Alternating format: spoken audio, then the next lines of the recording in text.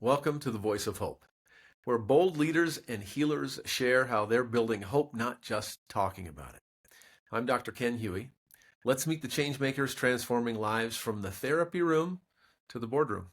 Today's guest is Dr. David Zierk, a conflict navigation expert, clinical psychologist, and author of Mind Rules, Who's in Control, You or Your Mind.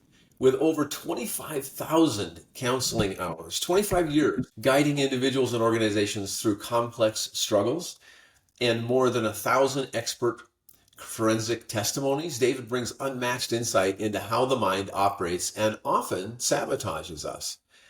Through keynote speaking, consulting, and his groundbreaking work on relationship intelligence, he helps leaders and teams replace hidden mental barriers with clarity, connection, and resilience. Welcome. Great to have you, Dr. Zierk. I appreciate those kind words. Thank you. All right, sounds great. Well, David, I'm always fascinated to know how the people I talk to wind up where they are. You know, writing the book. What's your why? Why did you get into this space? You mean as an author or as a psychologist? Really, as an author is what I'm interested in first. Okay, very good. You know, like many people that I met, there is a silver lining in COVID. And what happened during those very peculiar times is my clinic shut down for a few months. And my wife, my amazing wife, reminds me that I have a movement disorder. If I don't move, I drive the people around me crazy. So she said, why don't you sit down and write your book? So I sat down and started writing a book about relationship intelligence. And it was writing itself because I know the material so well. But I came across an interesting block, and that was in order to really inform people how to take their relationship intelligence to the next level, I realized something. They need to know how the mind works. And if they know how the mind works, they're in a better position to understand how their mind works. So I asked myself, how does the mind work? And even though I have an advanced degree and, oodles of clinical experience across many different sectors in the field of mental health counseling, I had no idea. I didn't have any really good, precise idea about how the mind works. And I looked back at the scholarly journals, all the seminal books, and the answer is nobody has a good idea. And now we think we do, right? And oftentimes, we say phrases like, are you out of your mind? So everybody understands kind of a reference point of what the mind is. But when you really get into the weeds of what it is, it's really hard to help people have a shared understanding of the mind. And so the light bulb went off. So I took relationship intelligence and put it on the sidelines. And I brought into the front of asking myself, how does the mind work? And that's how I came up with the idea of mind rules. The mind is operating on these implicit, invisible rules, and it's doing exactly what it's supposed to be doing. But then the question is, as the subtitle of my book suggests, who's in control? You or your mind? You talked a little bit about, well, in many different ways, about our mind working against us. What are maybe some of the surprising ways that our mind works against us instead of for us? Now, the mind is doing exactly what it's supposed to be doing. It's keeping us safe, and it's increasing the odds that we see another day. So thank you very much for everything that it's doing. But the first rule in my book is the mind is not relational. And that trips people up sometimes. Because everyone thinks that naturally we're relational, but that's not really true. The mind, like I said, is self-protective. It's really focused on yourself. If I go to my refrigerator in the morning because I'm hungry for my blueberry yogurt, I open it up and there it is, blueberry yogurt, but there's 2 of them. So then I say to my wife, you want a blueberry yogurt? But trust me, she's an afterthought.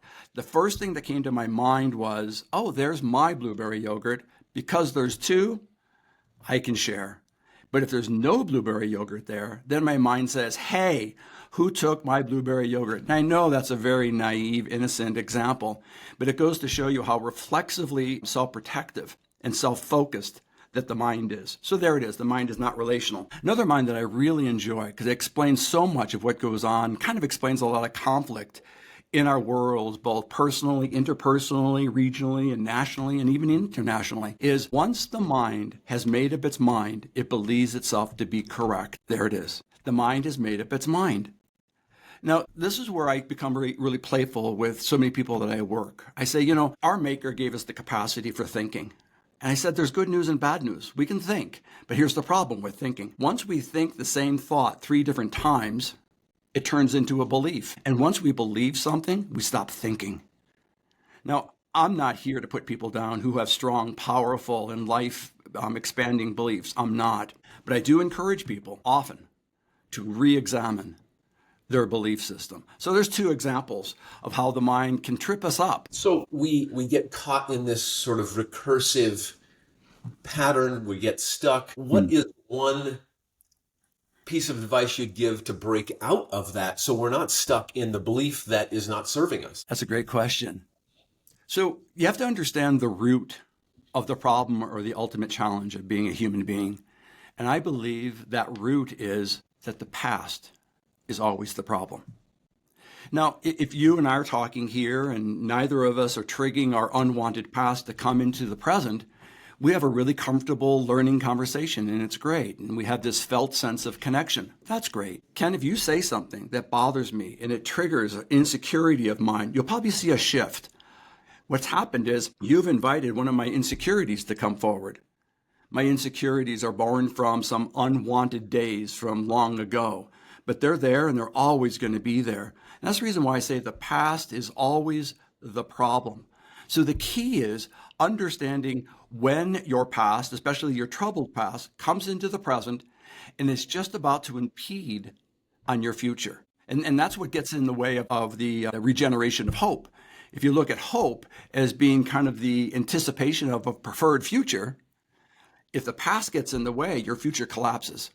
And then you go into kind of a crisis mode. And here's one of my slogans: in crisis, we all return to old behavior. So if you put me into crisis mode, you're going to probably meet me as if I was in 7th grade. So a pretty raw version of me comes back very quickly. So there's sort of this repeating the same conflicts over and over. You're kind of capturing part of that. I wonder about workplace conflict. What's the biggest misconception leaders have about workplace conflict? Yeah. So at work, one of the things that becomes very much in the forefront is we play roles.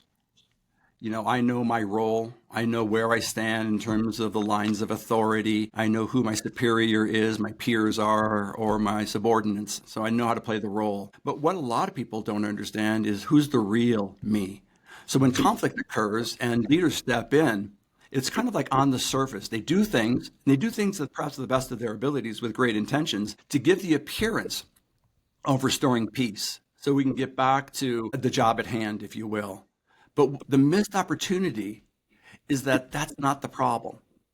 The problem is that person who's in conflict has an unmet need. So what I would teach leaders is to understand that in conflict, there's always an unmet need.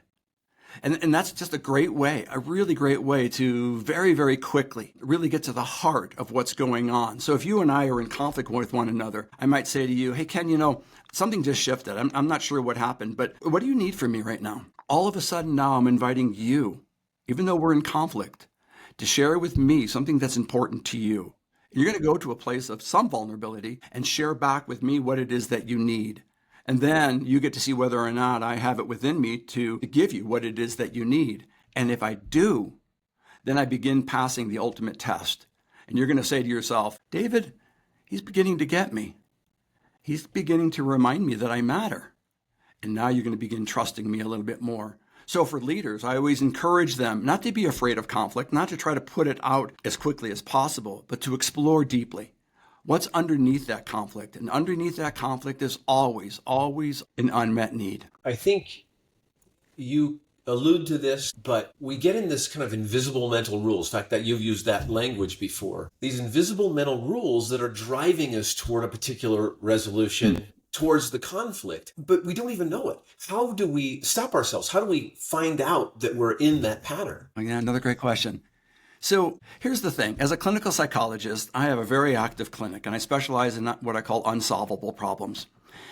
And every single person who's ever come to me has never said my life is going according to plan. So they're in conflict. Life is no longer going according to plan. If your life is going according to that plan, then thank your mind for its very kind of elegant operating system. And for some reason, you have a wonderful relationship with your mind and keep that union going. However, if your life is not going according to plan, chances are your mind has taken over, put itself into a predominant role, and it's gone into a self-protection mode, just like the way it's supposed to. But the mind is not relational, we talked about. So the mind doesn't understand the power of mutuality. And that's where sometimes we have to stop and pause and go, what do I need to do next that could benefit everybody around me? If you could, tell me how you think about vulnerability in building stronger relationships at work and at home. Yeah, that's a great word. It's a great word because we're all automatically drawn to the word, and it also scares us. So what's interesting about that word is I said the first rule in my book is the mind is not relational. It just so happens that the last rule in my book, and there's many of them in between, is the last thing on the mind. In fact, that's how I wrote that chapter. I said, what is the last thing on the mind? Because it's a popular expression. And then it dawned on me, the last thing on the mind is to be vulnerable. And the reason for that is because when we're vulnerable with the wrong people at the wrong time is when we get hurt. That's when we might experience rejection or exclusion or being devalued. And that's what sticks with us forever. And so if that's the case, and if that's the lesson that we learn, the mind kind of says to its owner, yeah, let's not do that again. Let's not move towards vulnerability. Let's stay away from it. Better safe than sorry. But what the mind doesn't know, that vulnerability is an ultimate superpower. You only get to know me when you provide me kind of a safe space to be vulnerable and share something about me that I don't share with a lot of people. That's what vulnerability is. Hey, I feel a connection with you. I feel a level of trust with you. I don't know why, but I'm going to share something about me that a lot of people don't know. Now, that's an ultimate test because what you do with that treasured information will either strengthen our connection or it could blow it to smithereens. Talk to me about how understanding mind rules improves a team's ability to collaborate. That's kind of like the operational utility of mind rules. I think what it does at the end of the day, it provides everyone on a team, even in a family or in a large corporation, to have a shared philosophy and a shared language. And what that does is, because like the last chapter of the book is how to become a mastermind. Now that we understand that the mind is operating on this whole bevy of rules, and we're more aware of them, and there might be 3 or 4 that trip me up and 3 or 4 different rules that trip you up. That's primarily what we focus on. Where we're going with all of this is the process to be more in control of our mind rather than our mind being in control of us. And this is where mindsets come into play. And I formulated 3 of them in a particular order. And I encourage people and teach people to be intentional, to get out of their automatic reflexive mode and be intentional with what it is they're doing or about to do. And then move towards curiosity, which I really understand to be like the relational compass, to be curious. And one of the most powerful things about curiosity is that it allows us to let go of judgment. You cannot be curious and judgmental at the same time. And if you realize that, you realize the power of curiosity. And then the third mindset is flexibility. It's what I call optionalizing your life. And this is where teamwork comes into play. Hey, what are some other ideas that we can do? I know what we're doing right now seems to be working well, but what else can we do to kind of elevate our game? And that's where that power of mutuality really becomes the strength of connecting people at a deeper level. You talked about unmet needs being at the root of conflict so often. Is there a difference between the way anxiety shows up in conflict versus those unmet needs? So anxiety, the good, bad, and ugly of anxiety. Anxiety is about kind of an uncertainty about what's going to happen next. And because of that uncertainty, we begin kind of going into a worst case scenario. But what's really fascinating about anxiety and being uncertain about what might happen next is that it's fueled by our insecurities. Here I am about to give a talk or a podcast, and I'm a little anxious. I'm not sure what's going to happen next. And my insecurities begin showing up. You know, insecurities come in many different flavors. There's inadequacy, inferiority, insignificance, incompleteness. I could go on. But once those insecurities come on the scene, and our anxiety begins elevating itself, we can kind of be in trouble because we disconnect with our true sense of self. So that's my long-winded way of saying anxiety is really our best friend because it's a signal that what's about to happen is important to you. So instead of being afraid of it, prepare for it. Instead of avoiding it, ask yourself, what's my best approach to this? And so you step into that which is uncertain. Because life is all about what's going to happen next. In fact, I even tell people that, so boldly stated, the purpose of life is to make memories. And let's make preferred memories. So there's maybe next level anxiety, or what you would call, I think, anxious thought loops. So lean into that. But what about anxious thought loops that make it feel impossible to escape? What should somebody be doing relative to that? So I say to people, what's true for every person is that life is hard. The easiest way to make life harder than it already is to do it alone. So when you find yourself into these really highly elevated, really intense anxiety loops that we're talking about right now, this is a great time to connect. Connect with people that have passed your trust level test to some extent, and even say, I think I'm in trouble, or I don't know what to do next, or if it wasn't for bad luck, I wouldn't have no luck at all. But what you're doing is you're inviting other people into that situation to give you some ideas, to give you hope. There's that clever word or critical word. And with that, you gain strength.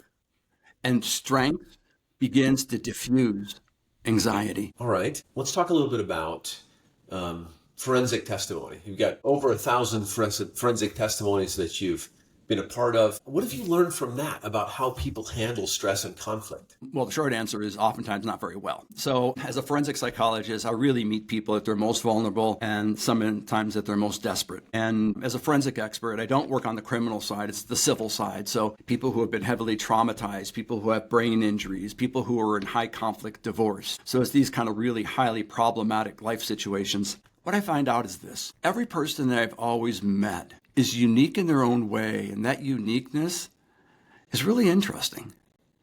But what happens to that person under stress becomes fascinating.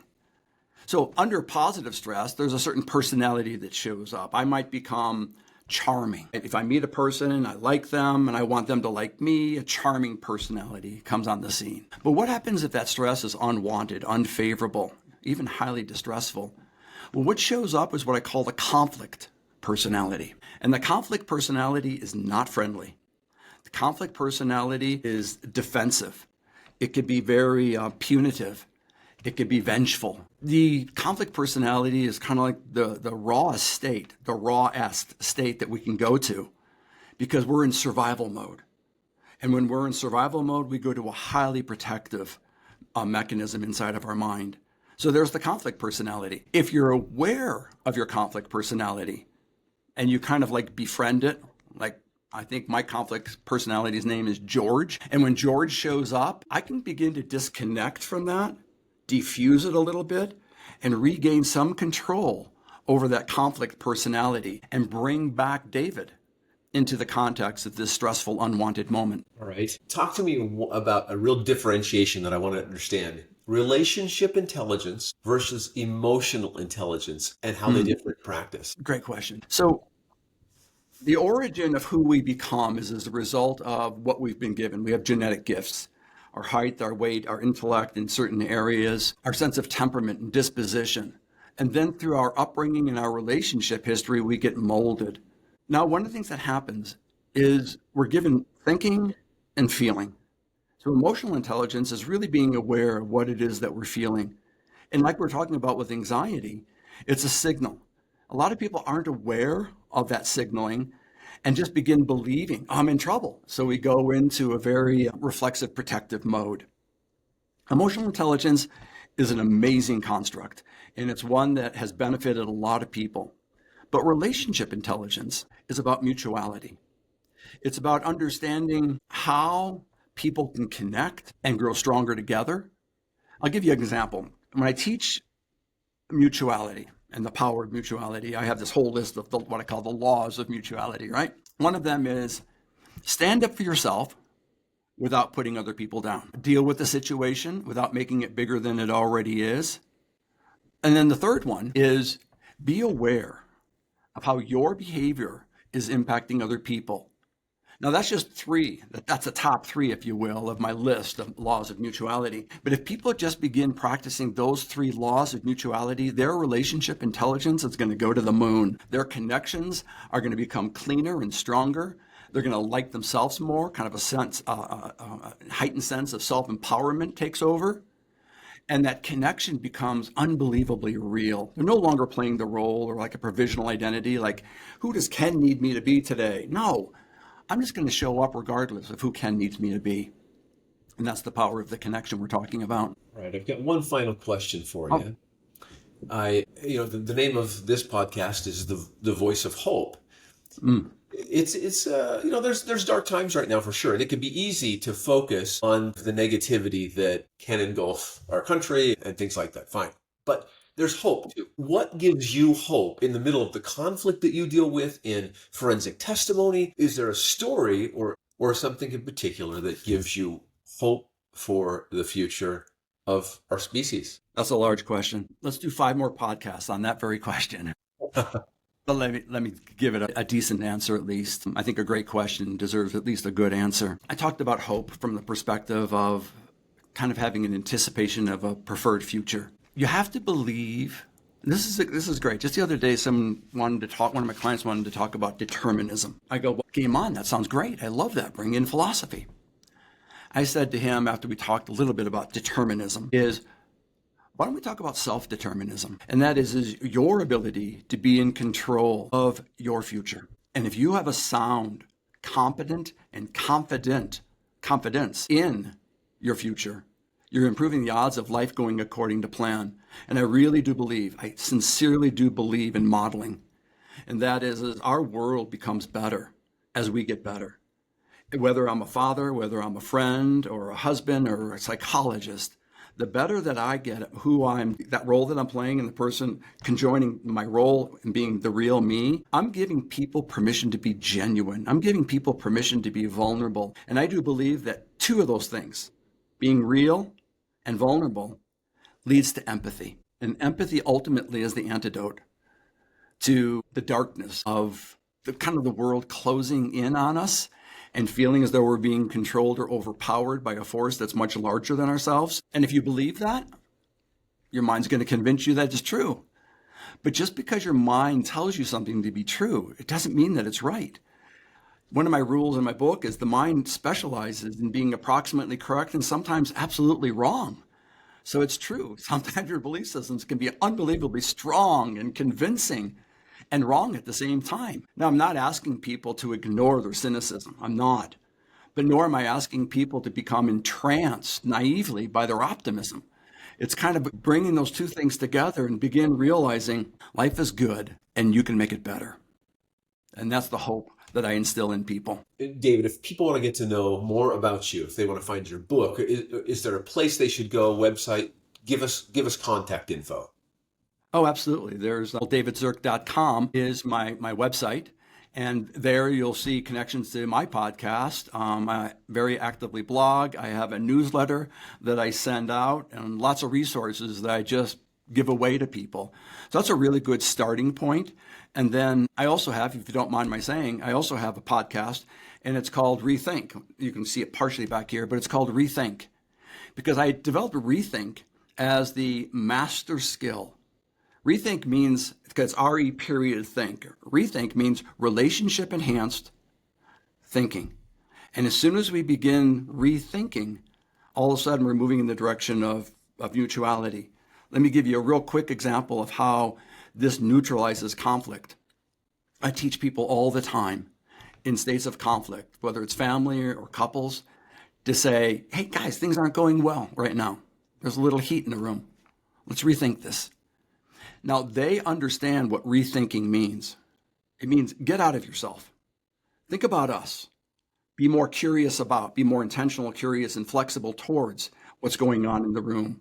Don't be afraid of that anxiety. Lean into it. And so you can see how all of these kind of different concepts begin coming together for the purposes of enhancing relationship intelligence, which is code name for turning conflict into connection. Fantastic. David, actionable, precise, and doing things that really can change the course of somebody's life in positive ways. Thank you so much for spending a little bit of time with us. Appreciate it very much. This has been great. Thank you very much for the opportunity. Thanks for joining us on The Voice of Hope.